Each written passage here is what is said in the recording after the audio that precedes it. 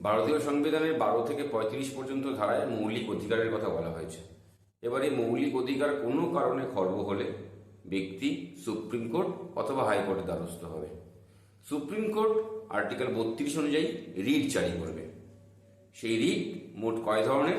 মোট 5 ধরনের রিটের কথা মূল সংবিধানে বলা হয়েছে। Hello everyone, welcome to right click education.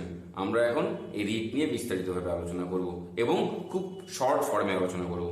প্রথম রিটটিকে বলা হয় হেভিয়াস কর্পাস।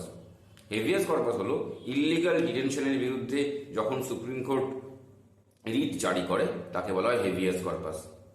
নেক্সট হচ্ছে ম্যান্ডামাস। কোনো সরকারি কর্মচারী যখন তার কাজ না করার ফলে তোমার মৌলিক অধিকার খর্ব হচ্ছে, তখন যে রিট সুপ্রিম কোর্টকে জারি করতে হয় সেটাকে বলা হয় ম্যান্ডামাস। এবার আসি সারসুয়ারি।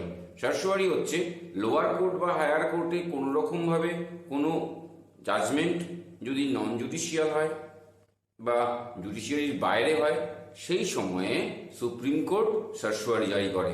সারসুয়ারিতে একটা জিনিস তোমাদেরকে মনে রাখতে হবে, সারসুয়ারি জারি করা হয় কোনো জাজমেন্ট হবার পর। এবার আসি প্রহিবিশন।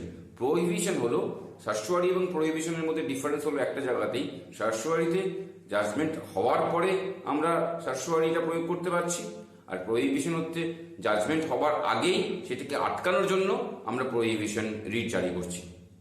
কোনো সরকারি পোস্ট যদি কোনো ব্যক্তি আনফেয়ার মিনসে অ্যাকোয়ার করে থাকে, তখন তার এগেনস্টে সুপ্রিম কোর্ট যেটি জারি করে সেটাকে বলা হয় ওয়ারান্টো। আশা করি আমার এই ভিডিওটা তোমাদের ভালো লেগেছে। যদি ভালো লেগে থাকে তাহলে অবশ্যই শেয়ার, লাইক এবং সাবস্ক্রাইব করতে ভুলবে না। Thank you.